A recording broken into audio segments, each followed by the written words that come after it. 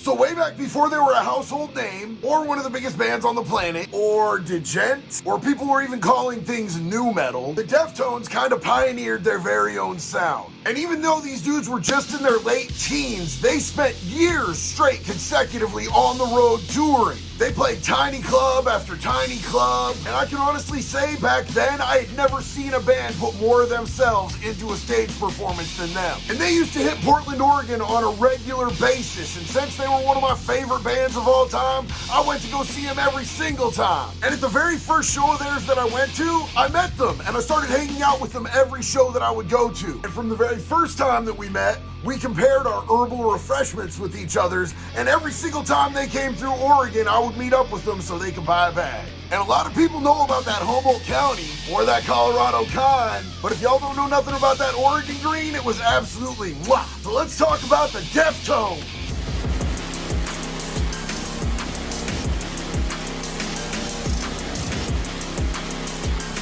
Hey everybody, my name's JD. If it's your first time rocking out with us today, I just want to give a quick introduction. Yo, I was a 20-year drug addict and career criminal who turned his life around, changed up everything. Now I work as a recovery coach, and I help other people to get out of that darkness and that chaos that I used to live in for so long. And a lot of my content, especially my full length, is either about crime or it's about prisons. But the other day I did a video about another band that's in kind of the same genre, from the same state, California, a band named Korn, and I had kind of a negative experience with them, and I talked about the way that that molded my view on the world and how I want to treat people and make other people feel. And since I posted something that had like kind of a negative connotation to it, I wanted to post about a band that absolutely was the entire opposite of that spectrum of experience. And that's the Deftones, like all the way across the board. But before we jump right into this video, I have to play politician for just a second. I see my analytics. I know that I have a lot of returning viewers that watch my videos on a regular basis, but they aren't subscribed yet.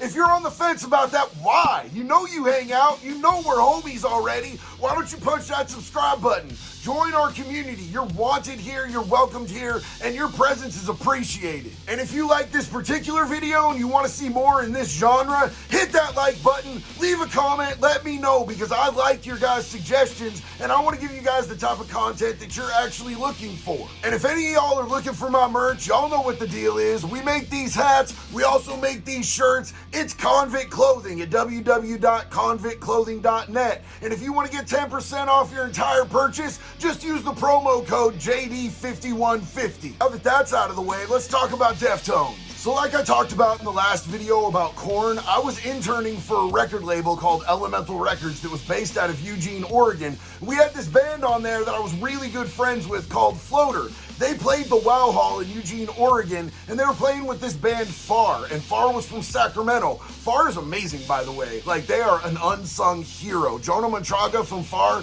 is such an incredible vocalist and guitarist. He's got his fingers in so many different aspects of the music industry, but he's one of the most down-to-earth and humble people I've ever met. When they came through to play Eugene with Floater, they were handing out these little samplers that had some songs, and like there was a Deftones song from their Like Linus EP on there. Like, it was so old school, it was such like an obscure find, and I fell in love with this song. So I went home, bro, and I got on my mom's computer and I started getting on LimeWire, and I found these dudes and I started downloading this Like Linus EP. This thing was flawless. It was absolute flame. It was like a punk rock metal mixed with a little bit of that reggae, like metal mixed in. Like, everything was dope about this album. Then they got signed and they released Adrenaline, and that album blew the top off my head, man. Like, I was so into every single track on there was a straight slap, bro. It was all banger. So when I saw that they were coming through Portland, you know me, I had to be there. So I showed up to the show about 4 hours early,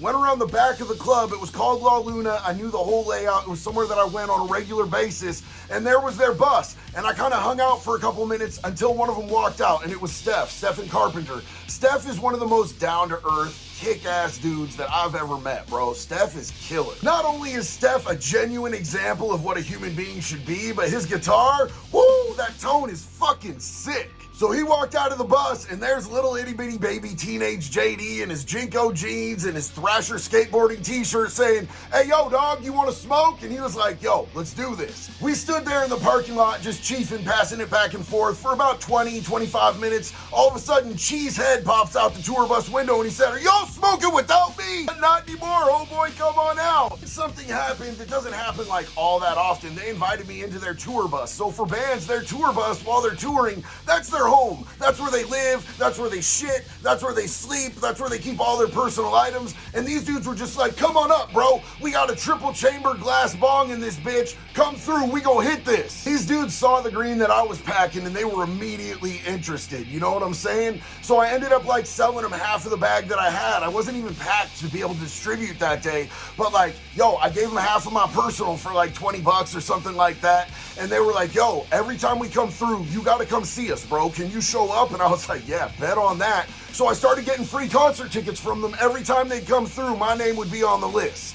And like, even at Warped Tour, I definitely was not expecting to be on the guest list for the Deftones at Warped Tour because it's kind of a big production and there's a lot going on. So I bought a ticket and I was gonna go, and I got there and I asked at the front gate if I was on the guest list for Deftones, and they said, "Sure enough." So I took the ticket that I bought and I gave it to some kid who was sitting outside who didn't have a ticket yet. All in all, I have seen the Deftones 14 times, and they put on a great show every single time. But when they first started out, you could tell that they were hungry. They were savages.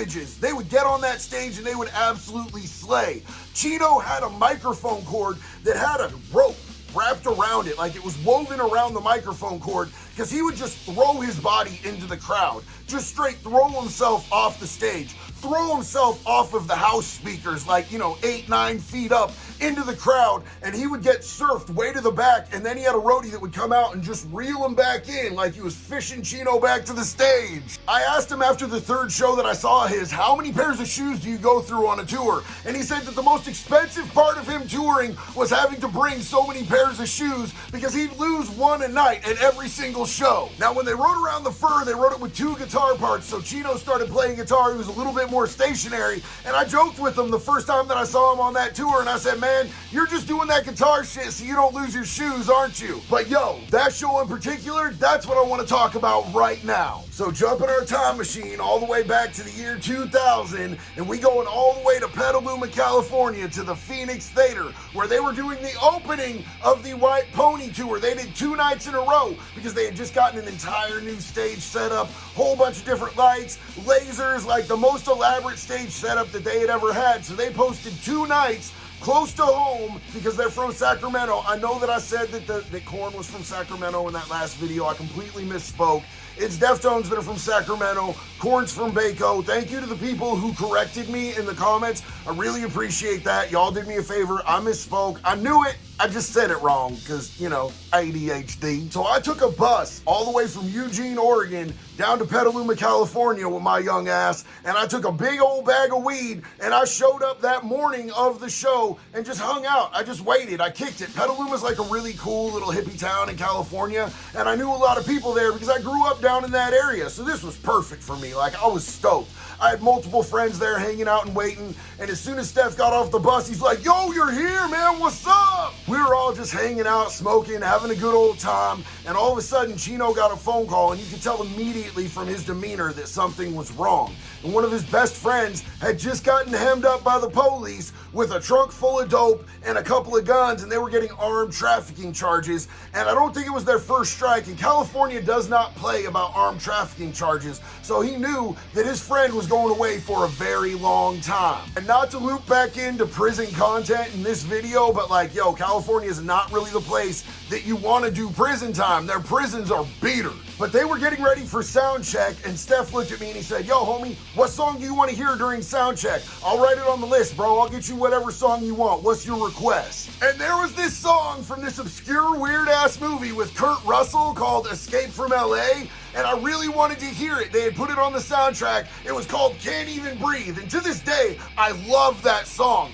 And they played it during the sound check for me. I was so ecstatic, man. I was pumped. There was like maybe 20 or 30 people in that place, and we were all jumping. The other cool thing about the Phoenix Theater in Petaluma, California, is if it's not too packed out, like there's a ramp on either side of the wall, and the whole like general admission floor is between it. So you can use that thing as a half pipe with your skateboard if it's not a danger to all the people. So while they were doing sound check, we were skateboarding back and forth, hitting them ramps, just hanging out, bro. It was a way cool scene. And I got to see him 2 nights in a row. I got the sound check the next day too. I got to see him play Teething during sound check. I was freaking out. It was like a fanboy moment for sure. And on a side note, I found a YouTube video that somebody uploaded with footage from that night. So I'm gonna drop that link in the description. One thing that really struck and impressed me is even though Chino was clearly emotionally disturbed by the news that he got, he didn't let it affect the way that he treated other people. He made everyone around him feel welcome. He made everyone around him feel validated and appreciated. Steph did the same thing. Chi did the same thing. Abe is cool, man. Abe's just a little ass Irish drummer, man, but he gets it. He's a savage, and he's got a really kind heart and soul. These dudes embodied that spirit of punk rock. Even though their music wasn't like exactly punk rock, bro, they had that punk rock, we're all in this together, it's all a community sort of spirit and vibe, and that's exactly what I loved about music. It brings us together. It unifies us. It takes us out of whatever we're in, whatever headspace, whatever trauma we're dealing with, whatever negative mental health situation we're dealing with. If you feel that music, if you catch that vibe, it takes you to another zone, and it can be healing, it can be unifying, and it can be something that makes us all have a better outlook on the day that we're having. All right, y'all, so that's what we got for today. Once again, thank you for riding out with me, man. You guys are the ones, bro. Each and every one of you is what makes this YouTube community great. Y'all have built this community into such a beautiful thing. I can't wait to read them comments. I can't wait to see what you guys have to say. And until the next one love, y'all. Be good or be good at it. You sold me out. Did I let you down? My only interest in this complicated complex, I just wanna see your bitch ass drown. Politics suck. The police state's fucked. Yeah, the media is trash. They can all kiss my fucking ass. All I care about is music. All I care about is music. All I care about is music. All I care about is music. You fucking bitches.